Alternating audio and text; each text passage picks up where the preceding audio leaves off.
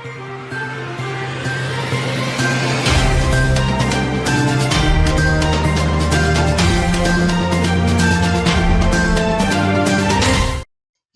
முக்கிய நிகழ்வுகள். புதுச்சேரியில் மக்கள் தொகை கணக்கெடுக்கும் பணி துவக்கம். இணையதளத்தில் தங்களது விவரங்களை பதிவேற்றம் செய்து கொள்ளலாம்.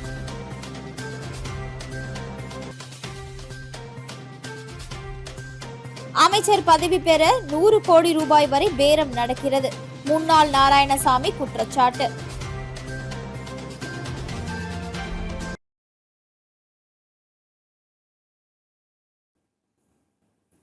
புதுச்சேரியில் அமைச்சர் பதவி பெறுவதற்கு 100 கோடி ரூபாய் வரை பேரம் பேசப்படுகிறது என்றும் அதனால்தான் அமைச்சரவை பதவியேற்பு விழா தள்ளி போவதாக முன்னாள் முதல்வர் நாராயணசாமி குற்றம் சாட்டியுள்ளார். மேலும் தமிழக வெற்றிக் கழகத்தோடு புதுச்சேரியில் கூட்டணி அமைப்பது குறித்து வழிகாட்டுதல் குழு ஆலோசனைக் கூட்டத்திற்கு பின்னர் முடிவெடுக்கப்படும் என தெரிவித்துள்ளார்.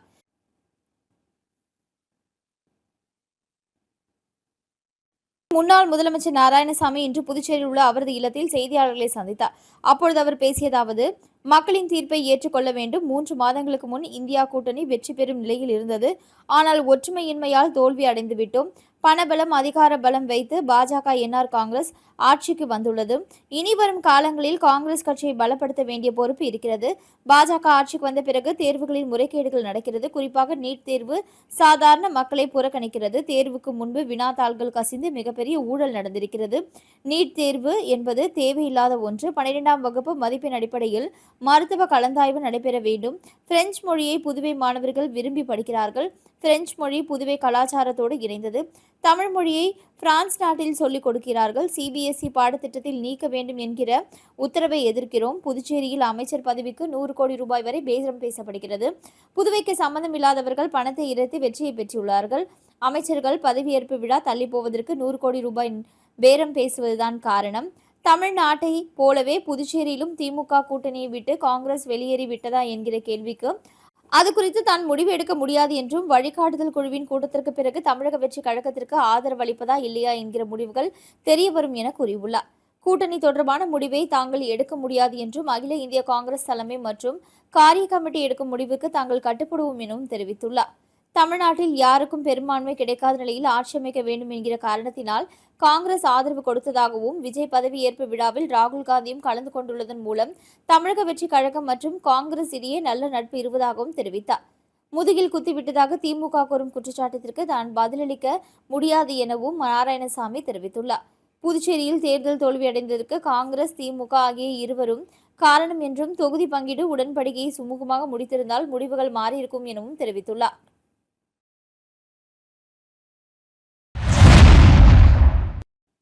இந்திய அரசின் மக்கள் தொகை கணக்கெடுப்பு 2027 பணிகள் புதுச்சேரி மாநிலத்தில் இன்று தொடங்கியது.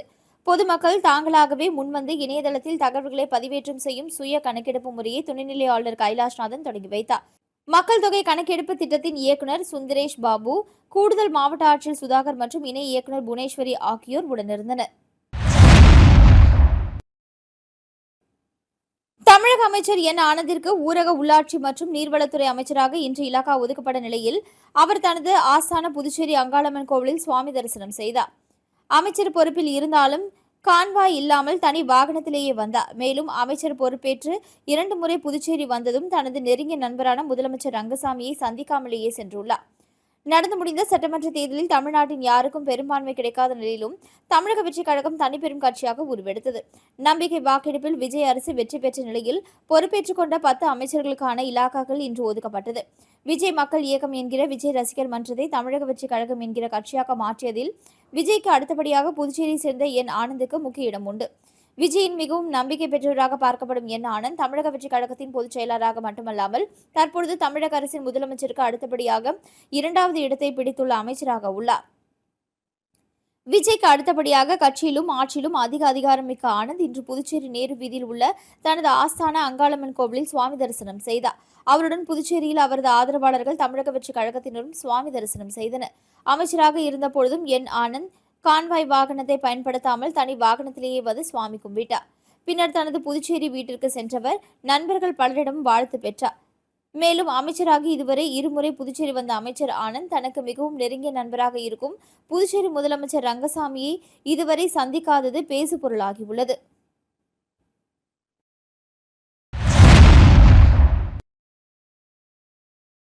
பாண்டிச்சேரி கிரிக்கெட் சங்கம் நிர்வாகிகள் பாபு, ரீகன் ஜான்குமார், துரைசாமி, பிரபாகரன், கலைமணி, சிவகுமார், காமராஜ், மைக்கேல், தாமோதரன், பிரபு என்கிற தணிகமணி ஆகியோர் செய்தியாளர்களை சந்திப்பு நடத்தினர். அப்பொழுது சங்க நிர்வாகி பாபு கூறுகையில், 58 ஆண்டுகளாக செயல்பட்டு வரும் எங்கள் சங்கத்திற்கு டெத் சான்றிதழ் வழங்க யாருக்கும் உரிமை இல்லை. அந்த வகையான வார்த்தைகளை பயன்படுத்தியவர்களுக்கு எதிராக சட்ட ரீதியான நடவடிக்கை எடுக்கப்படும். மேலும் அவரை நம்பி விளையாட வந்த ஒரு பெண் வீராங்கனை தற்கொலை செய்து கொண்ட சம்பவத்திற்கு அவரால் பதில் சொல்ல முடியுமா என கேள்வி எழுப்பினார். மேலும் அவர் கூறுகையில், அவர்களது நோக்கம் பாண்டிச்சேரி வீரர்கள் முன்னேறக்கூடாது என்பதுதான். வெளி மாநில வீரர்களை கொண்டு வந்து விளையாட வைப்பதே அவர்களின் திட்டமாக உள்ளது. இதற்கு முற்றுப்புள்ளி வைக்கவே எங்கள் தலைவர் ஜோ சார்லஸ் மார்டின் வந்துள்ளார். PPL நடத்துவதற்கான அனைத்து அங்கீகாரமும் உரிமையும் எங்களிடமே உள்ளது என்றார். தொடர்ந்து பேசிய அவர்கள், விரைவில் ஜோ சார்லஸ் மார்டின் தலைமையில் சிறப்பான IPL போட்டிகள் நடைபெற உள்ளன. புதுச்சேரியில் 5 ஆண்டுகள் வசித்தவர்களே விளையாட முடியும் என்ற விதிமுறை இருக்கும் பொழுது அவர்கள் இந்தியாவின் பல பகுதிகளில் இருந்து வீரர்களை கொண்டு வந்து புதுச்சேரிக்காக விளையாட வைத்துள்ளனர். ஆனால் எங்கள் தலைவரின் நோக்கம் புதுச்சேரி இளைஞர்களை இந்திய அளவிலான போட்டிகளில் விளையாட வைப்பதே என கூறினார்.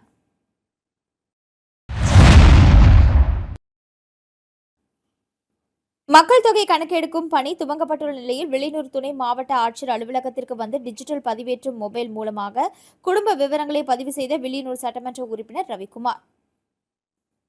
இந்திய அரசு வழிகாட்டுதலின்படி மாநில அரசு வருவாய்த்துறை மற்றும் மக்கள் தொகை கணக்கெடுப்பு இயக்குநரகம் சார்பில் துவங்கப்பட்டுள்ள இந்திய நாட்டின் 16வது மக்கள் தொகை கணக்கெடுக்கும் பணி துவங்கப்பட்டுள்ளது.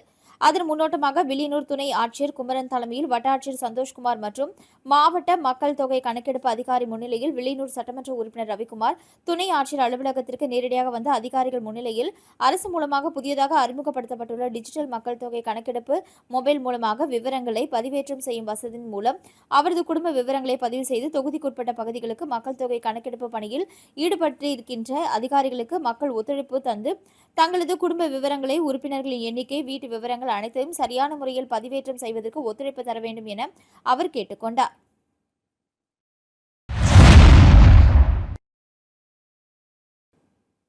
திருநள்ளாறு தொகுதி சட்டமன்ற உறுப்பினர் GNS ராஜசேகரன் தொகுதி மக்களுக்கு நன்றி தெரிவித்தார்.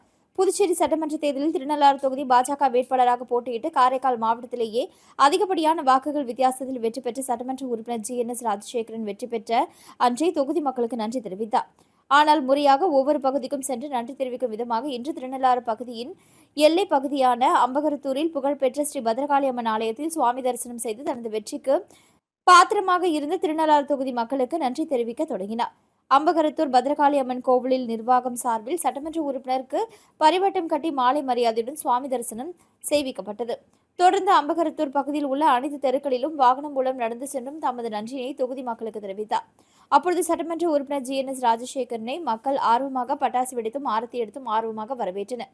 மக்கள் தெரிவித்த பல்வேறு கோரிக்கைகளை விரைவில் நிறைவேற்றுவதாக சட்டமன்ற உறுப்பினர் GNS ராஜசேகரன் மக்களிடம் கனிவுடன் தெரிவித்தார். பல்வேறு பகுதிகளில் மக்கள் இருகரம் கூப்பி புதிய சட்டமன்ற உறுப்பினரை வரவேற்றது நெகிழ்ச்சிக்குரியதாக இருந்தது.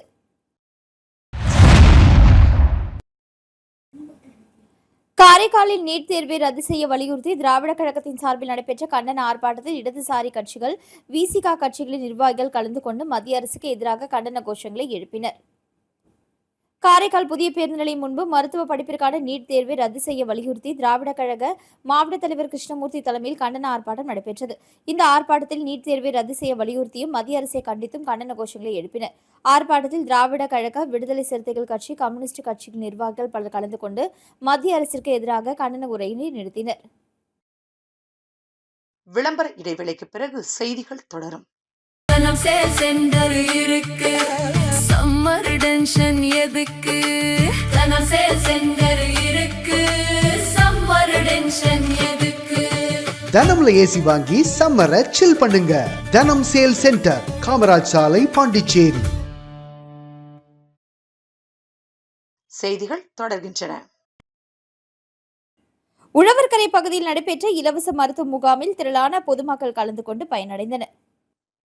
New picnic revival ministry foundation மற்றும் ரேகோபோத் ஆசிர்வாத ஊழியங்கள் இணைந்து நடத்திய மாபெரும் இலவச மருத்துவ முகாம் 16/5/2026 அன்று புதுச்சேரி உழவர்கரை பகுதியில் new beginning revival ministries foundation மற்றும் ரெகோபோத் ஆசிர்வாத ஊழியங்கள் புதுச்சேரி அறுபடை வீடு மருத்துவக் கல்லூரி மற்றும் மருத்துவமனை இணைந்து நடத்திய மாபெரும் இலவச மருத்துவ முகாம் மிகவும் சிறப்பாக நடைபெற்றது.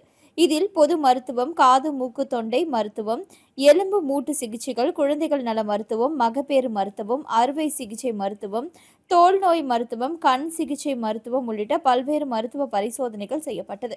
இதில் உழவர்கரை பகுதியில் உள்ள பொதுமக்கள் ஏராளமானோர் கலந்து கொண்டு பயனடைந்தனர். இந்த விழாவின் தொடக்கமாக 7 குத்து விளக்குகளை pastor Winston Christas, pastor Martin Raj, pastor Jesudas, pastor Manivel, sister Menaka Anandaraj மற்றும் மருத்துவக் கல்லூரி டாக்டர்கள் ஏற்றி வைத்தார்கள். இந்த மருத்துவ முகாமினை முகாம் ஒருங்கிணைப்பாளர் சாம்சன் வெகு சிறப்பான முறையில் செய்திருந்தார். மேலும் மருத்துவமனைக்கு நினைவு கேடயங்களும் வழங்கப்பட்டது. இம்முகாமில் பங்கு பெற்ற அனைவருக்கும் ரேகோபோத் ஆசிர்வாத ஊழியங்கள் தலைவர் பாஸ்டர் கிதியோன் ஆனந்த் நன்றியையும் வாழ்த்துக்களையும் தெரிவித்தார்.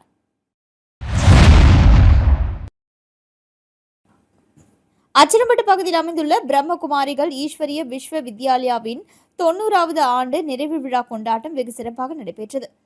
உலகெங்கும் கிளைகளை கொண்டிருக்கின்ற சமூக மற்றும் ஆன்மீக இயக்கம் பிரஜாபிதா பிரம்மா குமாரிகள் ஈஸ்வரிய விஸ்வ வித்யாலயாவின் 90 ஆண்டுகள் நிறைவை கொண்டாடும் விதமாக அதனுடைய ஒரு அங்கமாக இருக்கக்கூடிய சமூக சேவை பிரிவின் மூலம் புதுச்சேரி கிளையின் சார்பாக புதுச்சேரி மற்றும் சுற்றியுள்ள மனிதநேய தொண்டாற்றி கொண்டிருக்கக்கூடிய அரசு சாரா நிறுவனங்கள் மற்றும் நபர்களை அழைத்து அவர்களை கௌரவிக்கக்கூடிய நிகழ்ச்சி அச்சனப்பட்டு வளாகத்தில் உள்ள ஓம் சாந்தி பவனில் நேற்று மாலை 5 மணி அளவில் நடைபெற்றது. இந்நிகழ்ச்சியின் முக்கிய விருந்தினர்களாக டிஸ்ட்ரிக்ட் கவர்னர் ரோட்டேரியன் வைத்தியநாதன், ஜோதி ஐகர் சென்டர் நிறுவனர் ரோட்டேரியன் டாக்டர் வனஜா வைத்தியநாதன் ஆகியோர் கலந்து கொண்டு சிறப்புரையாற்றியதுடன் கலந்து கொண்ட அனைத்து தொண்டு நிறுவனங்களை சார்ந்தவர்களுக்கும் நினைவு பரிசுகளை வழங்கி கௌரவித்தார். இந்நிகழ்ச்சியின் முக்கிய நிகழ்வாக பிரம்மகுமாரிகள் புதுச்சேரி கிளை நிலையத்தின் பொறுப்பு சகோதரி ராஜயோகினி, சகோதரி கவிதா அவர்கள் மனிதாபியமான சேவையே உன்னதமான சேவை என்பது குறித்து சிறப்புரையாற்றினார்கள். மேலும் சகோதரர் அஜி பாஸ்கரன் வரவேற்புரையாற்றினார். நிகழ்ச்சியின் நிறைவில் கலந்து கொண்ட அனைவருக்கும் இறை நினைவு பரிசு மற்றும் பிரசாதம் வழங்கப்பட்டது. சகோதரர் கணேசன் வந்திருந்த அனைவரையும் நன்றி கூற விழா இனிதே நிறைவு பெற்றது. நிகழ்ச்சிக்கான ஏற்பாட்டினை பிரம்மகுமாரிகள் ராஜயோக தியான நிலையம் நிர்வாகிகள் மற்றும் ஊழியர்கள் வெகு சிறப்பான முறையில் செய்திருந்தனர்.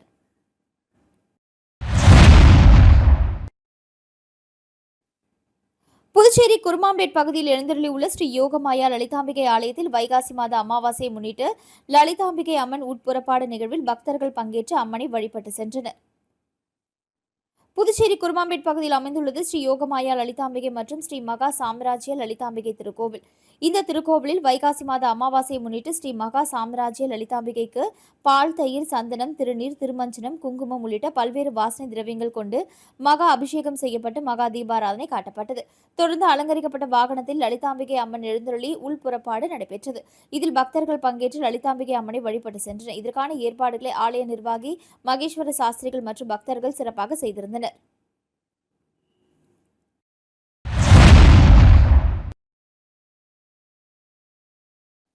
காரைக்காலில் பறவைகள் மற்றும் விலங்குகள் குறைந்து வருவதாக விலங்குகள் நல ஆர்வலர்கள் கவலை. காரைக்கால் மாவட்டத்தில் கடந்த 5 ஆண்டுகளாக ஸ்ட்ரீட் லைட் ஃபவுண்டேஷன் என்ற அமைப்பு மூலம் பறவைகள் மற்றும் விலங்குகளுக்கு உணவளிப்பதுடன் பல்வேறு சமூக நல பணிகளை மேற்கொண்டு வருகின்றனர். இந்த நிலையில் கொரோனா பெருந்தொற்றின் பொழுது விலங்குகள் மற்றும் பறவைகளுக்கு போதுமான உணவு கிடைக்காத நிலையில் இந்த அமைப்பு சார்பில் பறவைகள் மற்றும் விலங்குகளுக்கு உணவளிக்கப்பட்டு வந்தது. இது மாவட்ட மக்கள் மத்தியில் பெரும் வரவேற்பையும் பாராட்டையும் பெற்றது. அப்பொழுது இருந்து இதுவரை பறவைகள் மற்றும் விலங்குகளுக்கு இவர்கள் உணவளிப்பதை நிறுத்தாமல் செய்து வருகின்றனர். வழக்கம் போல இன்று காலை காரைக்கால் கடற்கரை அருகில் பறவைகள் மற்றும் விலங்குகளுக்கு ஸ்ட்ரீட் லைட் ஃபவுண்டேஷன் அமைப்பின் சார்பில் தீபன், விக்னேஷ், முருகதாஸ் ஆகியோர் உணவளித்தனர். அப்பொழுது செய்தியாளர்களிடம் பேசிய விக்னேஷ், காரைக்கால் மாவட்டத்தில் பறவைகள் மற்றும் விலங்குகளின் எண்ணிக்கை குறைந்து வருவது கவலையளிப்பதாகவும் உள்ளதாகவும் வெயில் காலங்களில் பறவைகளுக்கு தங்களது வீடுகளில் தண்ணீர் வைக்க பொதுமக்கள் முன்வர வேண்டும் எனவும் அவர் கேட்டுக்கொண்டார். அரசு தரப்பில் வீடு கட்ட அனுமதி பெறும்பொழுது வீட்டிற்கு ஒரு மரம் மற்றும் மழைநீர் சேமிப்பு அமைத்தால்தான் அனுமதி வழங்கப்படும் என அறிவிக்க வேண்டும் எனவும் வேண்டுகோள் விடுத்துள்ளார். காரைக்கால் மாவட்டம் கிராமங்களை சார்ந்துள்ளதாக உள்ளதால் மாவட்டத்தில் உள்ள கால்நடை மருத்துவமனையை மேம்பாடு செய்ய வேண்டும் எனவும் அவர் வேண்டுகோள் விடுத்துள்ளார்.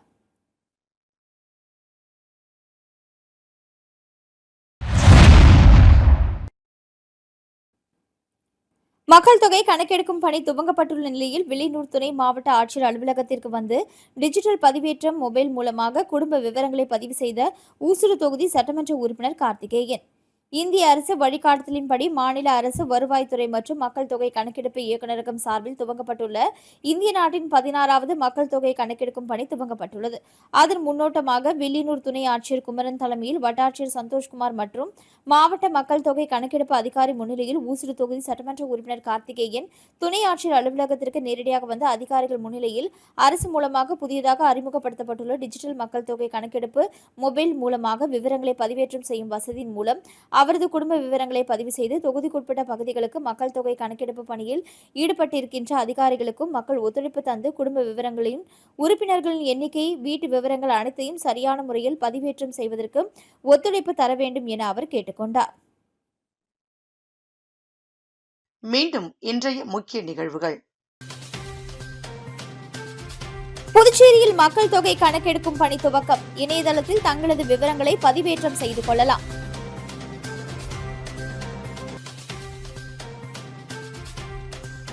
அமைச்சர் பதவி பெற 100 கோடி ரூபாய் வரை பேரம் நடக்கிறது. முன்னாள் நாராயணசாமி குற்றச்சாட்டு.